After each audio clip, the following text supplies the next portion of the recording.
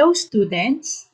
In today's lesson, we will discuss about the distribution of volcanoes, earthquakes epicenters, and mountain ranges.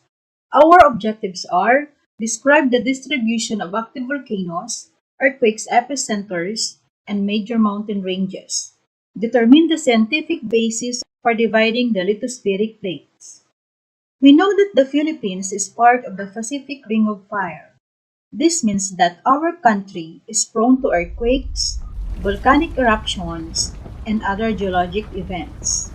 How are volcanoes, mountain ranges, and earthquakes epicenters distributed on the map?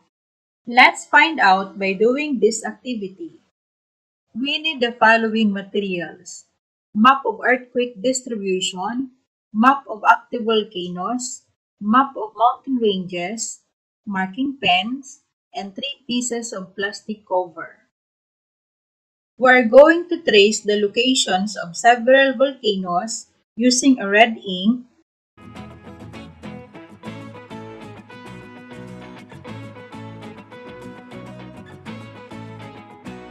For mountain ranges, we use green ink.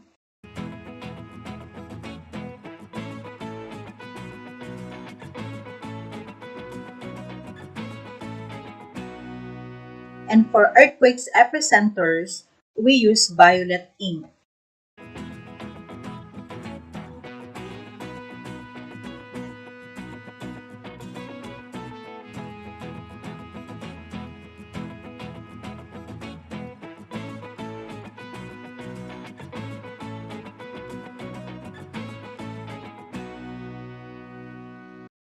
After tracing all the 3 maps, place the map of the earthquake plastic sheet over the volcano, and on the topmost, place the mountain range. We noticed that their locations coincide with each other. So let's discuss the distribution of active volcanoes, mountain ranges, and earthquakes epicenters. Most volcanoes are distributed around the world. Take a look at this map. What did you notice with the location of active volcanoes? Most volcanoes are not randomly distributed around the world. Most are concentrated on the edges of continents, along island chains, or beneath the sea-forming long mountain ranges. According to U.S. Geological Survey, there are about 1,500 potentially active volcanoes worldwide, aside from the continuous belts of volcanoes along the spreading centers, just like the Mid-Atlantic Ridge. These are some of the active volcanoes in the Philippines.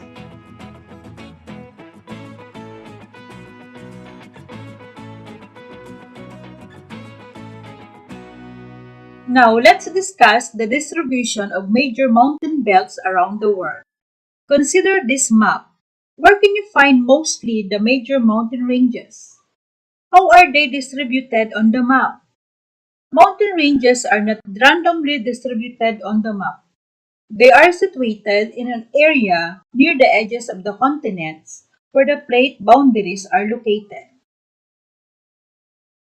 These are the mountain belts of the Philippines.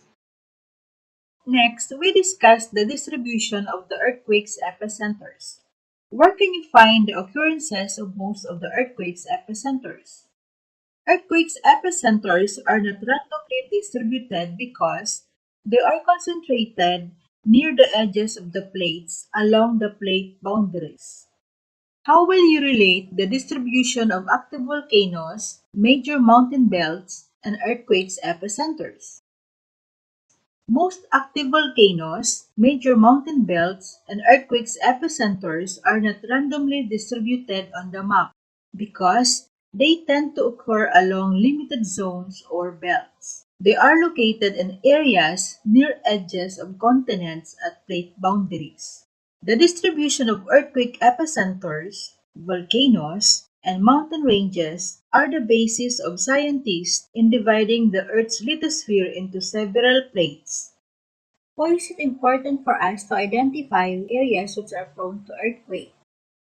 It is important to identify areas which are prone to earthquakes so that necessary precaution can be done if ever you are living in an earthquake-prone area. Okay, let's summarize the concepts we discussed today.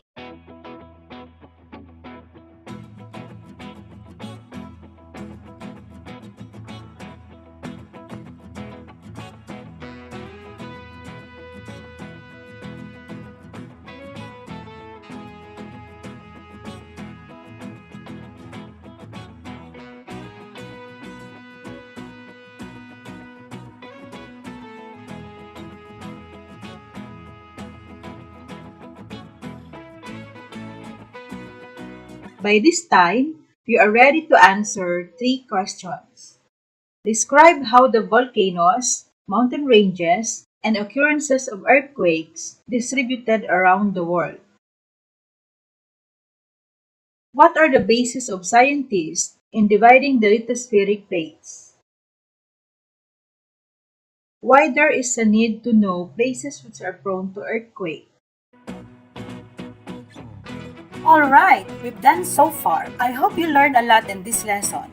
See you on my next video lesson. Goodbye and God bless. And please don't forget to subscribe to my channel.